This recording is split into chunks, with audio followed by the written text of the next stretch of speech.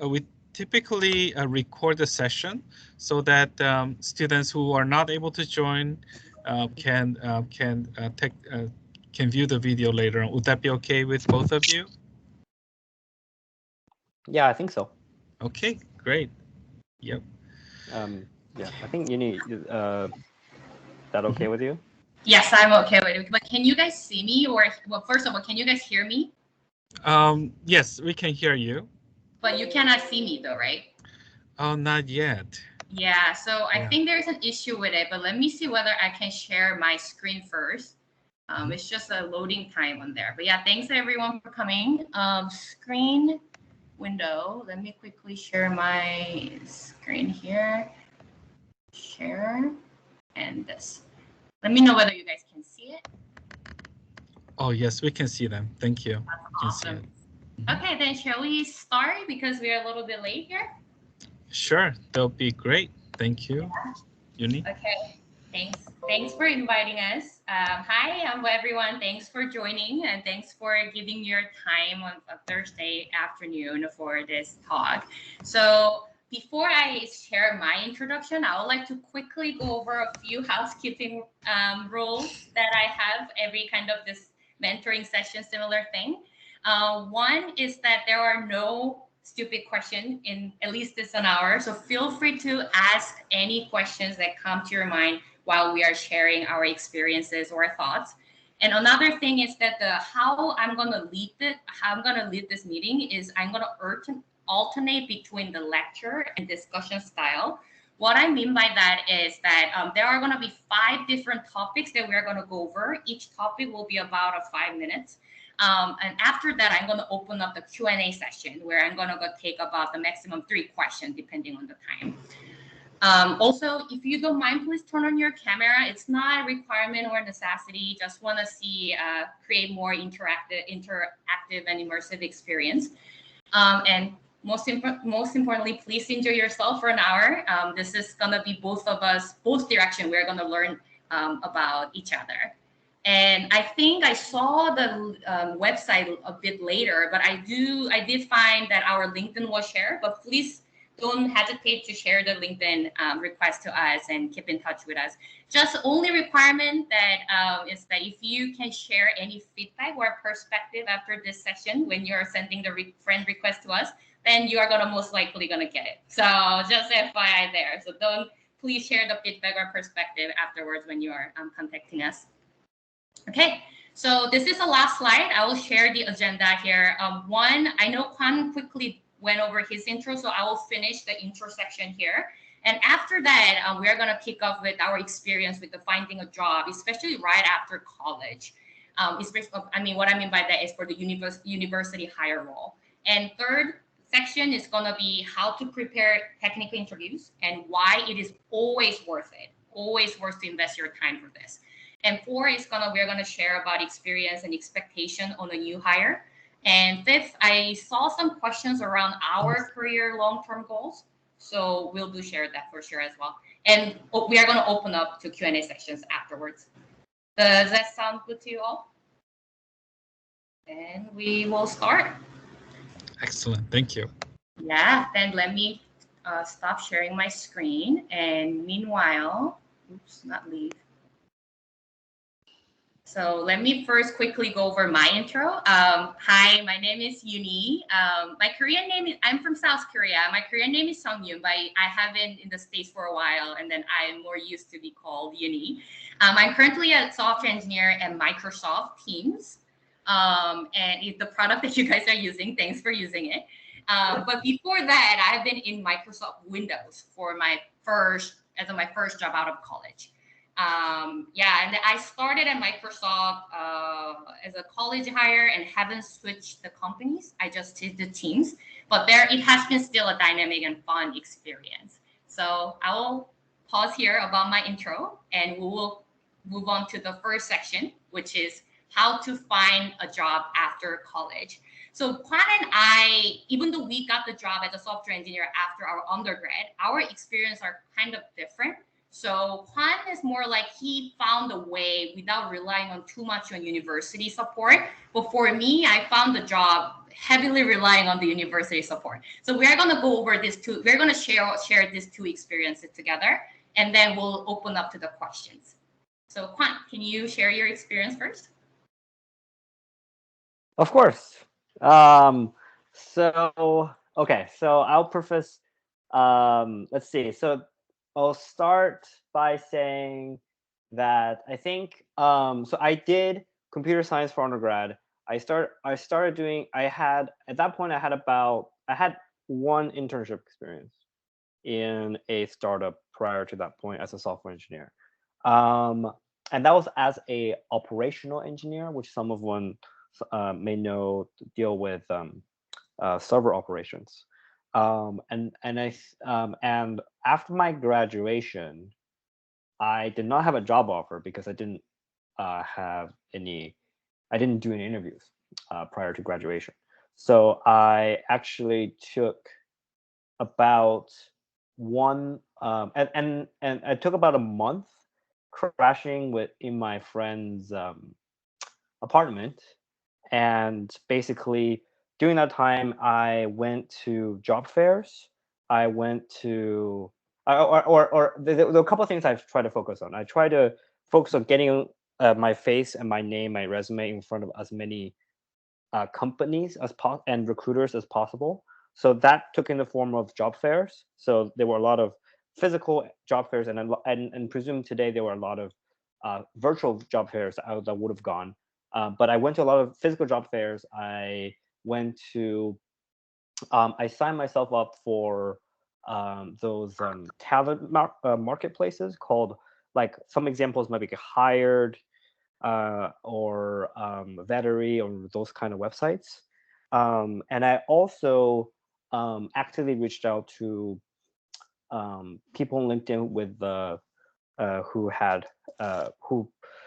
were recruiters. And in particular, one person reached back to me at the time, who was a headhunter, I think, or like a recruiter working at a third party or at a independent recruiting firm, who was contracted by a startup in the Bay Area to look for talent, basically. And that's how I ended up getting an interview for the job that I ended up accepting. But all the other, but that was kind of toward the end of the story. I'll go back a little bit. But basically, I was kind of getting my name out there, and then eventually, and along the way, preparing for the technical interview heavily through the solving problems basically every day during that time. And then at some point, and I got about and one of the things I did was I was able to get about 5 to 10 sort of phone screens, which turned into a couple, two to three on-sites, which then turned into a job offer at that point. I think that's sort of the gist of my story, and we can go into the things that I learned from the process a little bit more later. But yeah, with this, I'll hand over to Uni. I think she offered a bunch of different perspective from that. Yeah, thanks, Kuan, for sharing. Yes, and then it's very high level overview. So please feel free to ask a question when I open up the Q&A sessions afterward. We're intentionally keeping short because it's more important to listen to your questions and then tune our stories or experience to the need that you guys have. And apology for my camera. I think it is having some issue. I'll figure out while after I finish my story. So for me, I actually switched to computer science, quote, a bit later in my undergrad. So I didn't know what I wanted to do when I first got into college. So first 2 years, I was kind of what should I say, lost in which direction I want to go. And then about a junior year was when I started to take the computer science more seriously. That's why I didn't have any internship either until my rising senior summer, which people can say it's important because you can turn into the full-time. But at that time, how I got into also the internship was very lucky. I didn't do technical interview. I was just one of the volunteer of the startup at Brown kind of that at that time I was at Brown University, and then they had organized inviting some startup hiring people, and I happened to, clean up one section, and I happened to talk with the hiring manager of that small startup company, and then she really liked me and gave an offer. That was just magical moment. Like, it was just super luck. So, but by the time after I finished the internship, the problem was I didn't have any experience with the technical interview to go on taking offers or do even the interviews. So I had to prepare quite a lot, starting on August to December. That was how long it took for me to do a lot of interviews with the companies. But I did pull up total 33 rounds of interviews. So 11 companies, including the phone screen and on-site, all interviews, I counted it. I did total 33. And I ended up with, among the offers, I chose the Microsoft. But it was a little bit rough because I really didn't understand a lot of computer science concept while I was preparing interview. But interview helped me a lot to just like understand the gist of it, what the companies want. And doing a lot of interview with the companies, the benefit is that you can also interview them. You can kind of see a bunch of different company culture. So that was really nice reflecting back. But while I was in that process, it was pretty rough. I'll not lie about it. But how I got to that, how I was able to expose to a bunch of companies was slightly different from Kuan's experience, because I was heavily leveraging undergrad university computer science support. So there were a lot of a job fair that was our department was hosting. So that was the main way that I was going through it. And also I was contacting a lot of people who graduated from same college, but was early in career in those companies. I just contact them through LinkedIn, and then was asking whether they have a hiring position or any information they know. So through those things, those two main channels, I got a lot of interviews and then just push it through. How I prepare interviews, we will cover it in the next section. For this section, I want to mainly focus on how I and Kuan were able to, get basically step into open the door to even getting the interviews. So these are the high level overview of our stories. And I would like to quickly open up to you guys, anyone who has a question specifically on this part. So I will take about two questions as a starting. So if you have a question, please feel free to use the reaction button. There is a raise hand feature in Teams. So we'll be happy to answer them.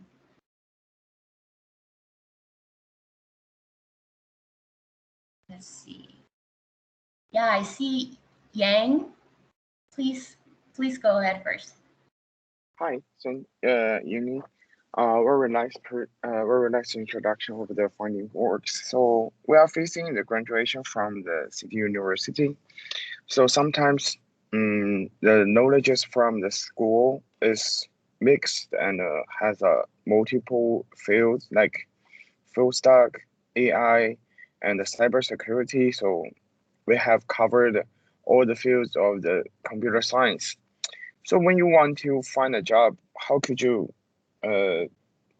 fix your target? Like when you want to be an AI data science engineering, or you want to be a full stack. So as you mentioned, when you are doing an interview, you have not in maybe too many. You don't have maybe I think enough knowledge about the computer science or the field, but you can pass the interview. So how could we succeed in that way? Yeah, that's a great question. So for me, I'll say this, because for many of you guys will be hired. If you guys get hired, you will be a college level. We will call university new hire. For them, the interview process is more generic.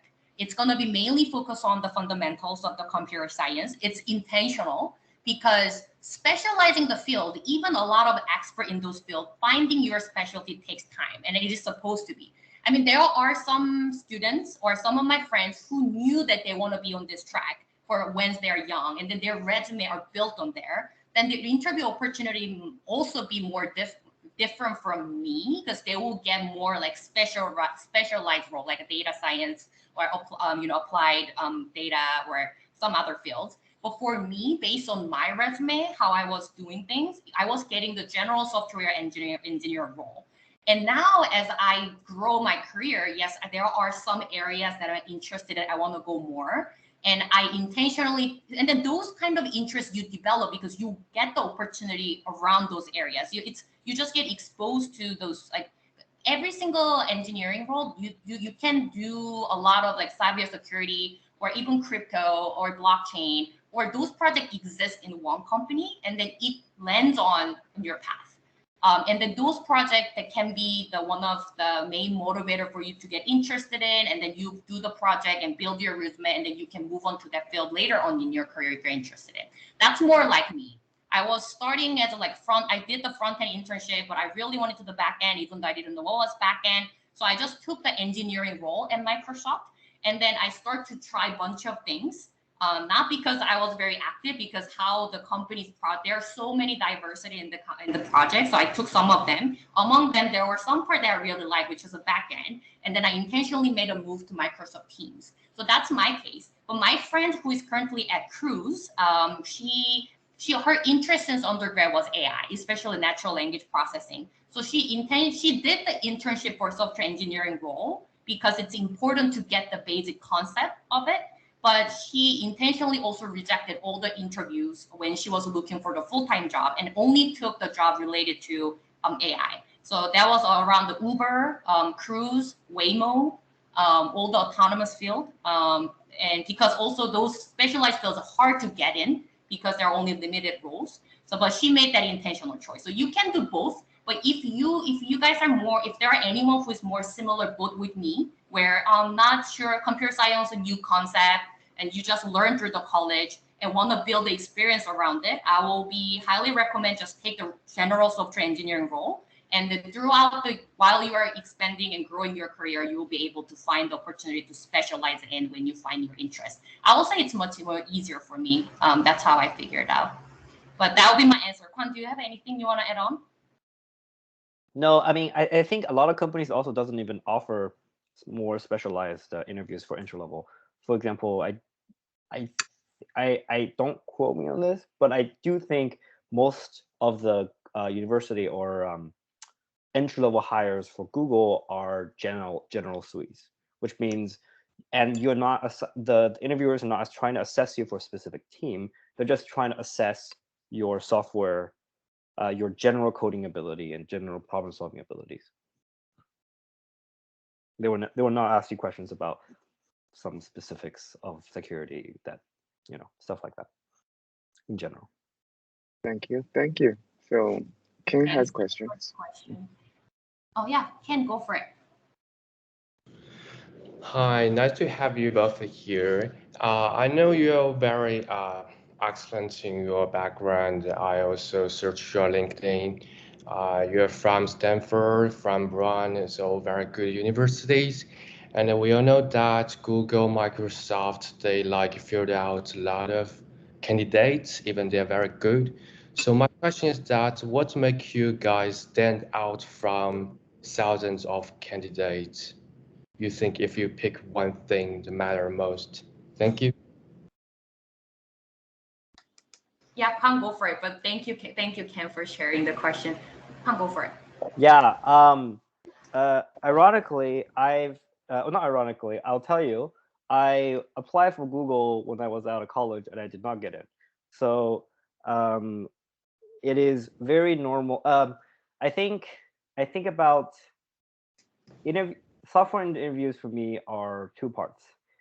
Part one is you do your due diligence. So what that means is you make sure you're technically prepared.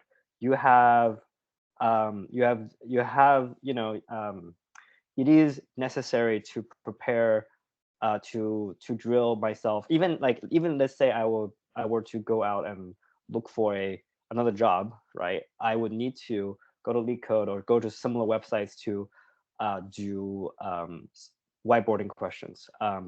The reason is the software interview it tries to test your software program abilities, but it only really mimics what happens in reality. So it is, and as such, it is it's an imperfect measurement of one's coding ability. So oftentimes you can get a question that's just really out of the left field, and you just get stuck and you can't do anything about it. And that's just luck. And sometimes that will prevent you from getting that job. However, as some other cases, all the questions that the interviewers give you will be similar to the things you already know how to solve, or you've solved them before. Or it's a concept you really understand really well. So you do really good. And maybe that day you're feeling really good. So like there's a lot of different factors that goes in an interview, I think. But part of it is being prepared, and the other part is just getting lucky. And my philosophy regarding to that with getting lucky is that you have to do this many times. If you like there's at least definitely like don't just apply to one company and prepare just for that one interview and then think you're going to succeed. Prepare for 10 do what you need talked about. Apply to as many places as possible, even if to places you're not interested in, because every single interview will make you better and give you a chance to get your face and get your foot in the door. And another thing is that I think it was specifically this is when I was applying to Google. After I've been in the industry for a while and I've been doing this job for a while, I start to understand better like what is it that they're looking for. So and that starts to happen as it doesn't matter if you're working at Google or a big company. I was in a startup and started to understand and the startup was not doing particularly well, but I was able to learn what it means to actually work as a software engineer, and that helped a lot. Yeah, I think that's basically, Ken, if I summarize your question, it is that how can I stand out if I want to apply for the companies because there are so many applicants? And as Kuan said, it's really luck. So the way, but I do hate to hear that is solely luck. So for me, what I would advise is if you are aiming to get a big job at big tech company, please schedule the big tech company interview later on. So when I said I did 33 interviews, I intentionally had guinea pig companies, that starting the startup and mid-sized company, and it became a little bit bigger and bigger. And then I set up the Microsoft and Google companies later at the end in December. As I said, I prepared my interview in August, but I did the interview with them for on-site in December 6th and December 8th. I still remember the dates because that's how important they were to me. And then that's how I was able to make it. By the time I already failed so many times, so I could make that door. And then the reason I could get those opportunities was yes through the school too, but you were just keep applying the resume through the network. I think as you may know, reference might be really good. Referral, not reference. Referral to your, the college you graduate from, same college from you, get the referral so that people can take a look into it. If you have a chance to talk to the recruiters in person, just shoot them a message with your resume. Just keep trying until people get attention. And then you can schedule those interviews later on so you can have more chances to get the offer at the end. So I'll say it that way. But no matter all my friends, they fail so many times, no matter what, because it's just how it is. The only thing they did is they just played the game until there is an odds for your favor. So that's the only thing they did. So some people took 6 months, some people took like 3 months, 8 months, but you just keep playing until you get the interview opportunity that you need. So please don't get discouraged. Right? So we had 2 questions here. So let me move on to the second one, which I think the second topic was how to prepare technical interviews and why it is always worth to invest your time for this. I think this is also very relevant to what we just discussed. I know that one of the questions that I got beforehand as a question was that how to prepare this technical interview besides LeetCode. But unfortunately, LeetCode was the only source that I used for my whole entire time. So when I was preparing for 33 interviews in university hire, and when I was preparing the interview as an industry hire, both time I just used LeetCode. But the only difference is that I mean, there are a lot of interview resources, but I intentionally just focus on one thing because it doesn't matter which platform you use. It's really about what sticks with you. So I just solved one question per day in a setting that mimicked the interview. That was the only thing that I did. And then if I need some checkup, I did use Cracking for Coding interview to just refresh my concept, especially when I was an industry hire because I forgot some of the concept. And you ask your best friend to do the mock interview. So for me, I asked Kuan, and he did a lot of mock interview for me as well. So, but mock interview, I will say optional. The only thing is you just stay with the one method that works for you. Keep solve the problems until you got a hang of it. So that's the one answer I have for how to prepare it. Why it is worth it to prepare the technical interview, I will cover it later. But before that, Kuan, do you have any advice on how to prepare technical interview more efficiently? Yeah, I will say I'll add this. I think in LeetCode they assign problems difficulties. It is rare to be asked, or most interview questions look like this. It will give you a simple form of the problem, and they will ask you to solve it. If you solve that problem, then they will give you a harder problem, or they will modify the question in such a way that it's a little bit harder, and then they will give you something that's like even a little bit harder if you end up solving that. Most of the time, they expect you. They will like you to. They don't expect you to get to the end of the problem. What I mean to say is, it is in terms of practicing for interview questions, it is really important to be able to solve really easy questions quickly and to be able to solve most intermediate questions. You do not need to concern yourself with extremely difficult problems, especially those labeled hard on LeetCode. That's just a tip, I think. Yeah, that's a good point. Another thing I did as a shortcut is I call smell the problem. So when you look through the problem, instead of jumping into the problem, I know that LeetCode provides the tag so you can kind of predict. Just don't try to look at the tags or hide it or randomly choose a problem or ask your friend to choose one problem. And then you read the prompt and you just smell it. Okay, how does it feel? Does it feel like graph problem? Does it feel like array problem? First, you can warm up yourself with this first because this was tremendously helpful for me. Because once you can kind of pattern match it as quickly as possible, it's easier for you to come to the solution easily. So later on, you will see the pattern. You're like, oh, this smells like stack problem. Oh, this smells like queue problem. Those things will be very helpful, especially in the university hire interview when there's a 45 minutes timeline, because you can just get to the solution easily. You can just I was literally saying to my interviewer, like, hey, this problem smells like I need to use graph because of XYZ reason. What do you think about it? And they're like, oh yeah, it sounds good. Then how are you going to implement it? Then you look at the queue like, okay, I am on the at least right track. Yep. And they will tell you, they'll be like, maybe not. And you'll be like, oh, that's not it. You'll be like, okay, it's not a graph problem. And yeah. So that can be the one thing. But again, this interview process in general takes time. So if you cannot solve the problem right away, don't feel bad. It really, really takes time. It was such a hard thing for me ever. But the reason I emphasize to try it no matter what is because this skill is going to be useful even after you get your first job.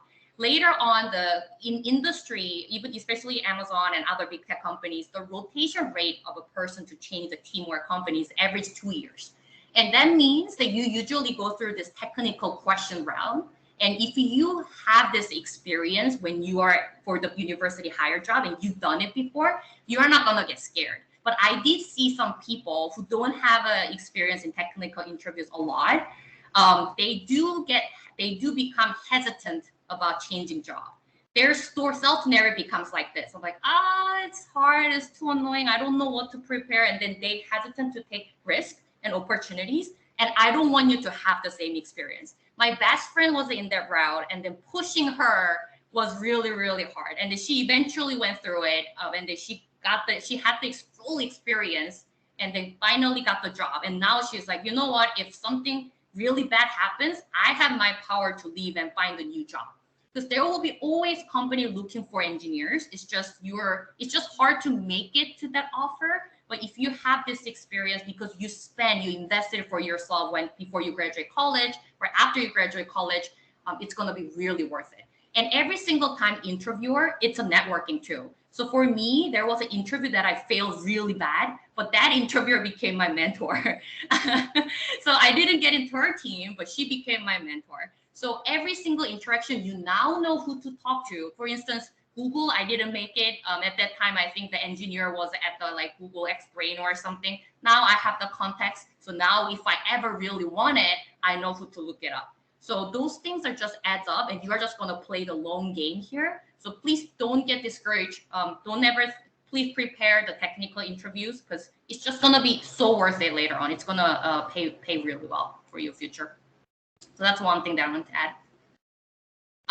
Kuan, if you don't have anything else, I'll open up the question section for this part. Any questions you have about the technical interviews? Some challenges that we didn't cover, or you want to hear more from us? Feel free to raise hands. And if nobody has a question, it's totally fine too. Hey, yeah, please share the question with us. I'm the holder. Yes. For the questions, in our tech club, we have hold many times of this sharing meetings of how to find a job. But many students get stuck with the technical interview. As my experience, when a company or the HR found your resume, and they will send you a online assignment. So sometimes students will get in trouble with the online assignment or copy from the website sources to make it perfect. So which one is better to show your statement or show your abilities of your real, or just make your online assignment perfect? If I cannot do that perfectly, and I just copy it from the web sources and make it look perfect, which one is better? It's an interesting question. I can take this one. I'm inclined to say it's always better to try to solve it yourself. And the reason is, here's my reasoning. It's that this is usually these questions are a screen. So all they're looking for is for you to clear some bar. Your code doesn't have to be perfect. No one's expecting you to write perfect production level code for these things. They're just looking for you to get the job done. And if you do, the real thing is the coding interviews. If you copy from internet and you get into the coding interviews, but you don't actually do well because you don't have confidence in your coding abilities, you're still not going to get it. So it is better to be if you're not even confident enough to trust your code for a exercise, then that's a red flag for when you actually go into an interview. Does that make sense? Yes. So I agree with you for the abilities you have, just to show yourself to the HRs and make yourself more abilities of the tech and coding. So for some beginners, the coder comes to be the biggest programs, but in some situations, some students without a really fantastic or outstanding coding abilities, but they can obtain their offers by the interview, by the high technique of the interaction or something, or conversation or project. Mm-hmm. So shall we just win some part in the interview or something? It is unlikely. Well, I cannot speak to every company, but it's unlikely that a company would hire you without you doing really well in your core fundamental competency, which is coding. It is unlikely, I think. It is. I can talk about Google for a second. We typically have 5 interviews, or 5, or for on-site we'll typically have about 5 or 6 or some number of interview sessions, and then 4 of them, 1 of them will be non-technical, and the rest will be all technical. And you can probably bomb 1 of them and be okay, but you must do really well in the rest.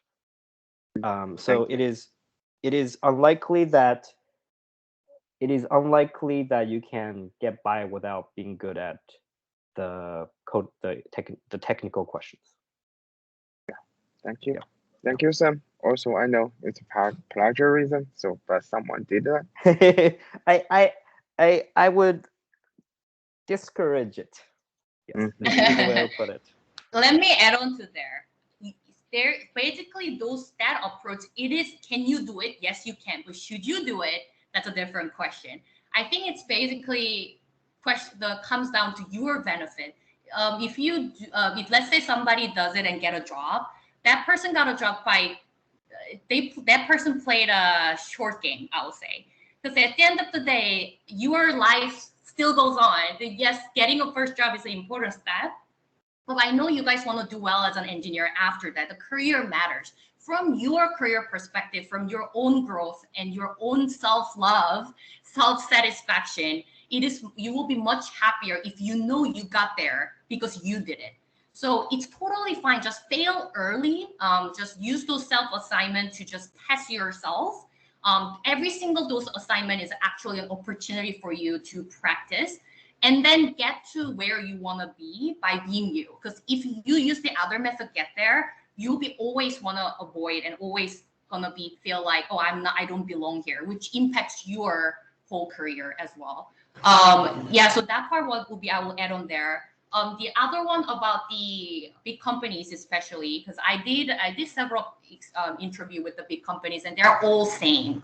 So after 2 phone screens interview, at that time it was pre-pandemic. So for me, actually, the interviewer came to our campus and you saw very simple questions for 30 minutes for 2 of them, and then you go to on-site and you are going to spend about 4 to 5 hours, and then each hour is you're solving 1 question. And as Kuan mentioned, 4 questions are technical, 1 is behavior. Behavior is usually you talk about you. It's a little bit easier, but for technical interview, you need to do well, and then they're going to figure out whether you are ready or not by that time. So totally recommend to go through the way, go to the on-site and then finish the on-site with your own capability. If you fail, if you struggle, it's totally fine. Interviewers know. The expectation on the college new hire, regardless whether you has MS or PhD or undergrad, they're all same. We expect you to know the fundamentals the best. I do see some hands raised up. So I saw Sam, Uncle Sam, not Uncle Sam, Dr. Chung. Sorry, Dr. Chung did it first. So Dr. Chung, please go first. Yes. First of all, thank you for your time. So let me explain this one. Microsoft and Google does not mean they hired from the Tom University. There are a lot of diverse background. Or that part also, how those groups are doing there, or how about their background. Why? Many of our students, half of them, they are not computer science major, especially master program. They found the master program. They want to come, they want to study computer science, cybersecurity, also data science. So how about your observation? People who joined your company, their undergraduate was not computer science. Also, they came from the one of the best university like CityU University of Seattle. I'm telling my university is the best. So would you talk about those type of employee? Yeah, of course. Obviously, so I have not yet worked with any Ivy League person yet maybe like 1. I think I've worked with 1 other Stanford software engineer, but and 1 Brown software engineer. But at Amazon and at Google, I would say like 80 to 90% of my fellow software engineers did not have did not first graduate from a very recognizable or like a very famous, I guess, suppose, college, and many of them were graduates of graduate level computer science programs, not undergrad. For example, in Amazon, I was on an advertising team. I was the only one with a undergrad computer science program. The three other folks acquired. They got their undergrad abroad and then came to the U.S. and then they acquired a computer science graduate degree and then went to Amazon, came to and were extremely successful. They were very, very successful people. I wholeheartedly respect them. Their coding skill, like, it doesn't really matter, right? You either know how to code or like the fact that you went to a great school doesn't really matter when it comes to whether you know how to code. And that's all they're assessing in their interviews. Yes. Dr. Chung, Professor Chung, thanks for sharing, asking that question, because I can also totally double confirm that college doesn't matter. I actually don't know what college my coworkers went, but I do know a few leaders who are at the top there as engineers who actually didn't even major in computer science. He was a recruiter. He actually got into Microsoft as a recruiter first. And then as a recruiter, he started to see that, oh, computer science engineer seems to be, hot. So he was like, okay, what skills do they need? As a recruiter, he started to see people's resume. And then he decided to go in 30s, I think he was late 30s, decided to do the University of Washington, the master program for the computer science at that time. But his background was completely non-related to computer science. He was actually a bartender, barista, like a lot of other things. He was a teacher in English. And then he decided to teach computer science later on. And then he got a job as an engineer at entry level, but he made all the way up to the top. And then he's now an engineer manager and across a different organization at Microsoft. It's just really, I think computer science, that's the beauty. It's really opened the doors. I know it's a little bit hard in the beginning to get in the door, but once you get to the door, assuming that you got there with your own capability, then you will, the making up there are so many different ways to get up there by being you, by leveraging your strengths. So I told the prestigious college level doesn't matter, but who you are, how you work with people, and your fundamental coding skill do matter. So as long as you have those three, I think your career will be a very fantastic ride after you got the right opportunity. Yeah, I agree. I think the way I think about it is it helps you having some of these things that Dr. Chung was talking about potentially like helps you with opening the door. Like you can get perhaps more recruiters replying back to you or such. However, if you reach out to enough recruiters, if you get enough interviews, you'll be the same. At the interview level, they don't care what college you went from, what degree you have. All they care is, I have a question. Can you solve this question? That's it, really. Yeah. And can you communicate? Are you thinking critically about the question? Are you all that sort of things? Those are the things that they're actually evaluating. I think Morgan has a hand raised. Morgan, would you mind sharing the question with us? Yes.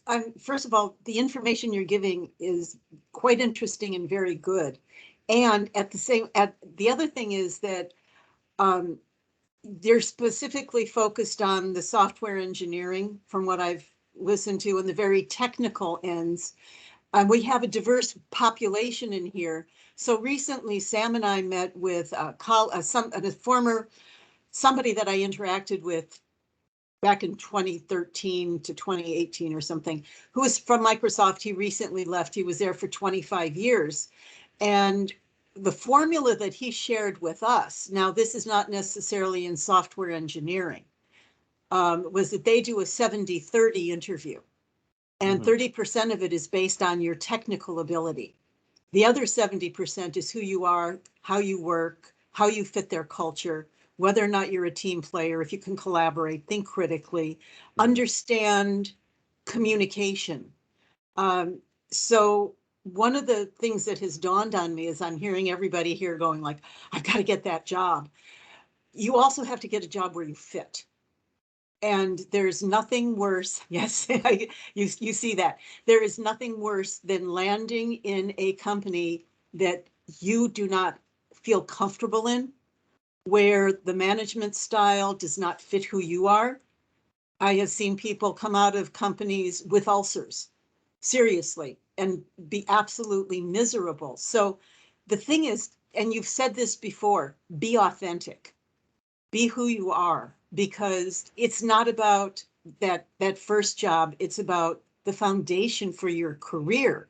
So I can see, you know, I can barely see. I had my eyes dilated for an eye exam, so it's hard to read the screen. But I'd like to hear what both of you two have to say about that perspective, especially as you move up in your career. Yeah, that's a really good question, Morgan. Kuan, let me take it for this one.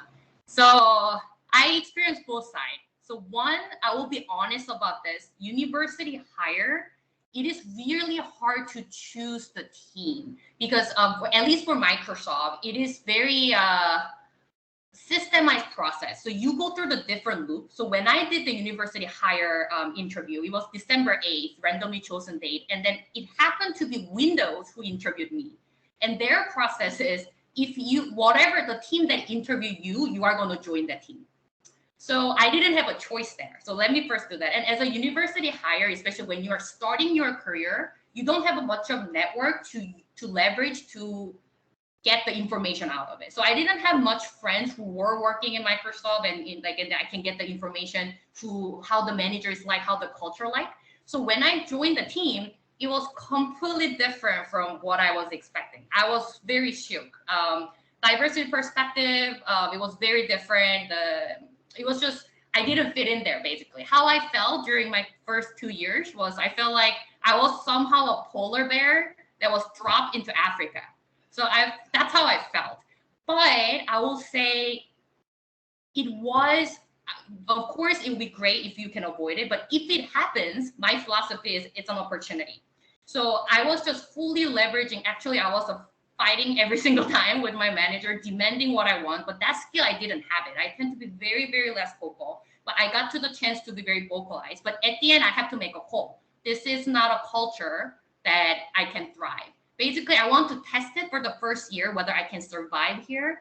Because I didn't have any computer science people doing things at Microsoft or big companies. I was kind of first one in my family. So I was not sure whether it's my incapability, my issue, or it's some kind of different issue. So I gave it 1 year and I proved that I can survive. But now, as Morgan mentioned, your question should be shifted to, can I thrive? That question, you require not only you, it supports from the environment and hold the management. So that's why I decided to leave a team. At that time, leaving a team and change, I have an option. I can leave the company or I can change the team within the big company. Big company, the good part is there are so many teams that are so different. The reason I chose the internal transfer is if you're doing internal transfer, you have more power because you know who to talk to. You can ping people, like you have more control. While external parts, it's a little bit hard to really find the culture fit. So current Microsoft teams that I am in, I did like intensive interview them to make sure that I fit the right team. By just talking with the senior engineer, by talking with the person who just got promoted, and I was asking her how you felt about the support from management. I talked with my future managers, like a bunch of things. It was possible because I was doing internal transfer. And I think it's totally worth it. The expedition of the growth in the team was completely different because opportunity comes to you. I don't have to fight for it. So it is very important you find the right culture team. But as a first starter, if I'm reflecting back, I was asking, like 20 years old uni, and like, hey, do I think I knew this? No. Like, I think the experience I had with Windows at that time was so helpful for me so that I know what I don't like and what I do like. So after you got a job in your first time, it is okay that you don't know things. It is okay that you find the team that does not fit for you. But as you progress your career, it is really important to ask questions. Can I thrive here? Do I respect? Do people around me inspire me? Those questions become more and more important. But at the university higher level, do ask questions. Do your due diligence. I wish I did my due diligence. At that time, I was just so grateful that Microsoft gave me an offer. So I just accepted without asking questions. But you deserve answers. So if you have some red flags and gut feelings telling you something not right, do ask questions at that spot. Because once you sign up, it's gonna be at least a year that you have to be there. So I'll definitely agree with the Morgan's point. But also I want to add on the point saying like it's okay if you miss it, if you not fit into the group briefly in the beginning, but learn from that lesson really well so that you don't make the same mistake because it's costly from the career perspective. Yep. I can also talk about the 70-30 split that she was talking about with regard to communication skill versus technical skill. I think it absolutely depends on your role. I think for software, for roles like PM, TPM, those type of roles that require more human interaction generally and managing projects, you absolutely the communication skill will be much more heavily weighed. In the case of especially entry-level software engineering, it's much more closer to like 70-30 in the technical.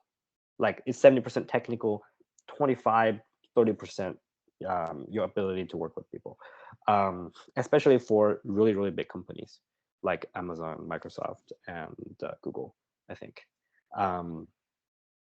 That being said, once you are in the job, your ability to succeed depends far more on your ability to communicate and collaborate.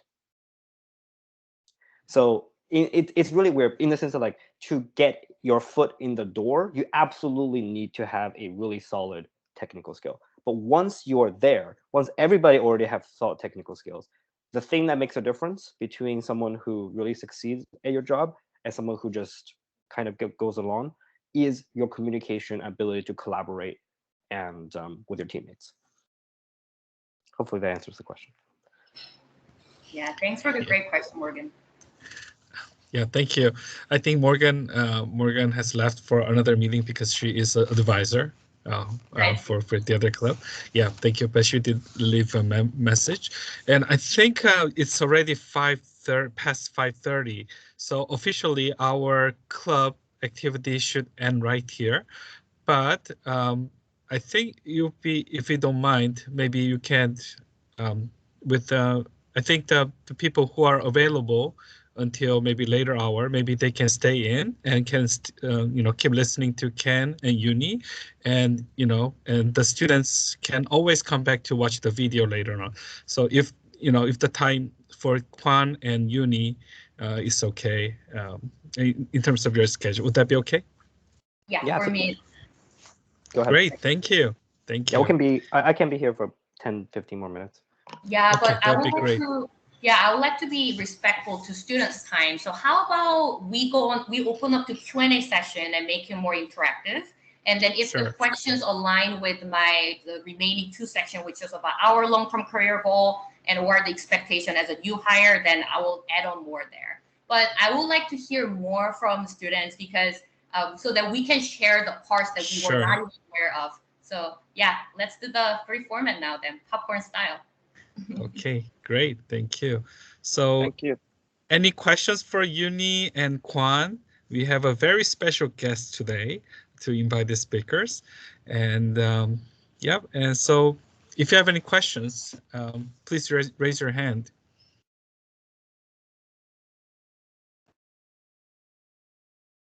Okay, so for the student who has issues, and I will share the recordings to the SDC Tech Club meeting groups, and I will also send the emails to every one of you. If you guys have time, if you guys have things to do now, you can leave, and then we will continue.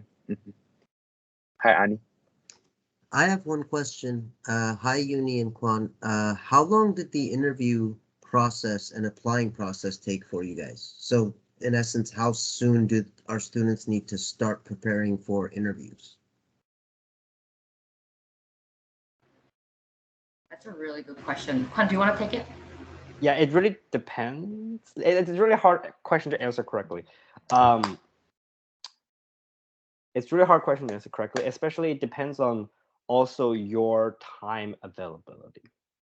So if you're a full-time student, you may have, it might be, for example, I've changed jobs about 3 times, and and every time it has the amount of time it takes to prepare for the technical interview has gotten shorter because the first time I did it, it took about a month, about a month and a half of every day, put in 3 or 4 hours to prepare doing interviews, and that was the first time right out. That was right out of college, and then after my first job, it took about 3 months, but it was more how does it like spread in between. Like I would maybe do a couple hours one weekend, and then next weekend do a couple more hours. So it really sort of depends. But I think if you have not yet started preparing for technical interviews, I think it's reasonable to expect at least it will take you like you need to solve probably at least 100 questions, I would say, like to get decently comfortable with coding interviews. And I would say you're probably going to need at least 10 real interviews to feel comfortable with the interview experience. With a in-person kind of like on the whiteboard, real time, because that's also very different from doing interviews, doing questions. So I would say like think about, I wouldn't say strict in time, but like kind of the amount of practice it needs, like at least 100 like paper questions, and then at least 10 actual interviews to get comfortable with the interview process.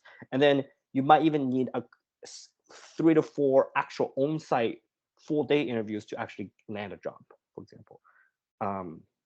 So all that can take anywhere between a month from beginning to end, or to even, I think in Uni's case, she started like in August and ended in December. So that's like 6 months, right? Yeah. So for me, I think it's a great reference point because I had zero knowledge about what I was doing. So my data structure knowledge, algorithm structure was like really shaky because I was like doing the homework because I was like so busy with the following up and the credits. So I didn't actually fully internalize it. So for that, and I was still a full-time student. It's a senior fall. So a lot of also you need to talk with the people and then to get the resume and all those things in.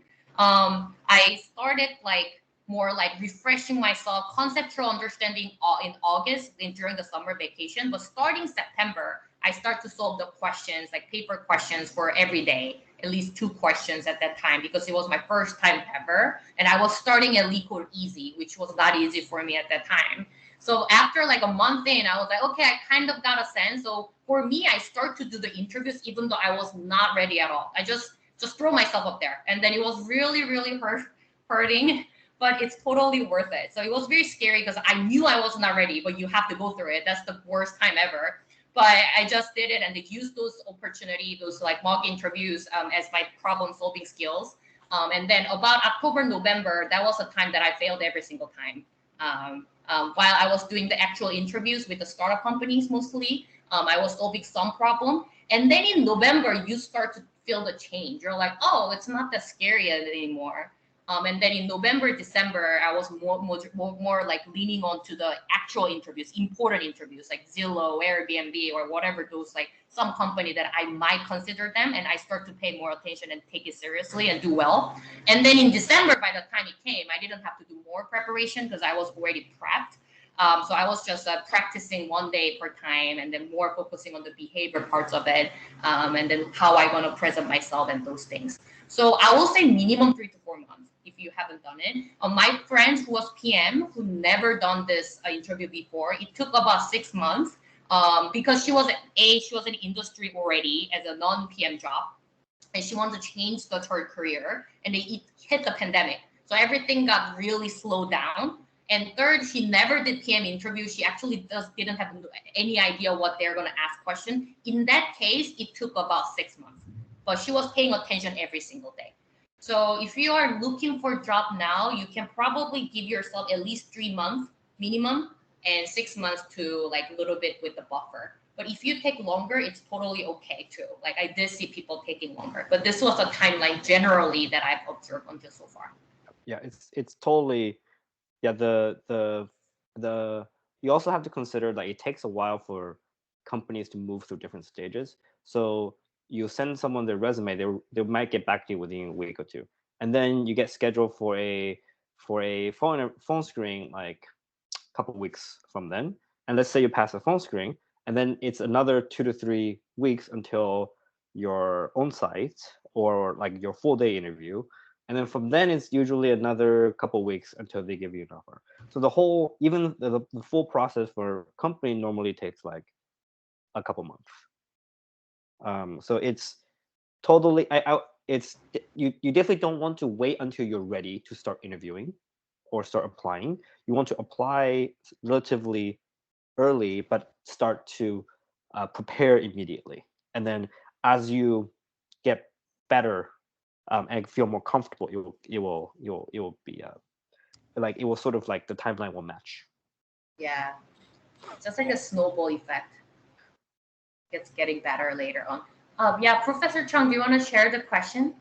Yes, I am. It may be the last question. I have to take a train. So here you did some kind. Yeah, I have a question about internship or team project or capstone.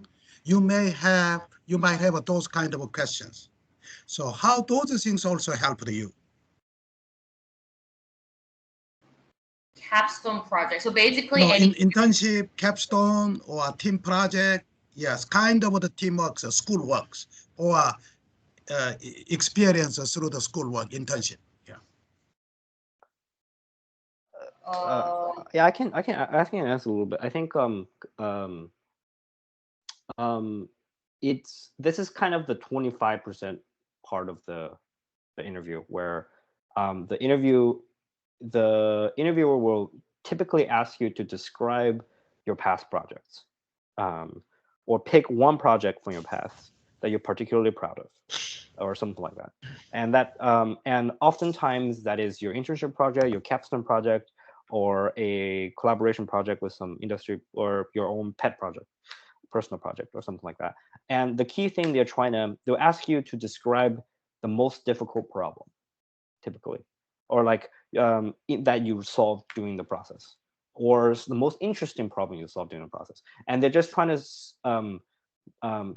to get you to talk about technical subjects, to measure whether, to see if you can, one, you're like passionate about doing the similar type of work that you'll be doing every day if they hire you, and also that you understand the kind of the work that you need to do to make something happen. Does that answer your question, Dr. Chung? Yeah, I think that's the point. I think for me, I would like to add on something. So those, I mean, if there are, I mean, both of us are not the type of people who got the job, who got the benefit most from our like school project or side project, honestly. Because for university hire, for me at least, they directly go into the technical question, coding question 1 to 3. It's kind of like SAT. Like they just get to the door, they just like filter through those things. And when it comes to the behavior question, now it's time for you they want to see how you communicate, because they have no idea of your project, but you need to extract and filter the information in a way that the other person can understand and feel you, right? So it's more about the communication style, and they kind of want to test you, want to see how you collaborate with others, because that's really important once you get hired. So I think it's important. I think it's good to kind of choose 1 or 2 projects that you did at school where you felt like it was challenging, but somehow you overcame. So you basically, when you are talking about your side project or like some kind of any project you did, you are going to follow a format called STAR. You can type it at Google. It's just a very typical framework that people use for behavior. S represents situation, T represents task, A, I think I forgot what A represent for, and R is result. A is more like some acronym that I forgot, but basically you use that frame to talk about, okay, this was the given problem. we talk about this. I talk about with my friends in this way. We had this challenge, but I solved it this way. So by following this format, you just want to talk about your experience. So having that experience itself is helpful, but I will not say it's the most critical factor, at least for me, in my career, to get a job and to do well in my job. There are also alternative. This tends to be more true for startups. Is that there are especially bigger companies that have more streamlined process tends to index really heavily on technical interviews. There are smaller startups that do things differently, and oftentimes they'll ask you sometimes they'll ask you for a project that they can look at to see your work. And for some of these other smaller companies, that can be actually really helpful in getting an interview, or even straight up being a huge part of your hiring decision, if that makes any sense. So it is absolutely worth it to invest in. However, if you have to decide, it depends on what kind of job you want, for sure. But if you had to decide between, like, okay, if your goal is to get a job at a bigger company, then getting a capstone project is more of a I don't want to say like a bonus, but like it's something that really helps you if you already have the fundamentals locked down. Great, thank you for both of you for this providing us with this the wonderful wisdom based on your experience. Great tips, and it's 5:46, and thank you very much for everyone to be here today, and I hope that this event was helpful for many of you today. Okay, thank you, Uni and Kuan. I hope we can stay in touch, and we really appreciate your time today. I think this is a great feedback for our students. Thank you. Thanks for inviting us. You. Thanks to see you all. Bye. Bye. Bye.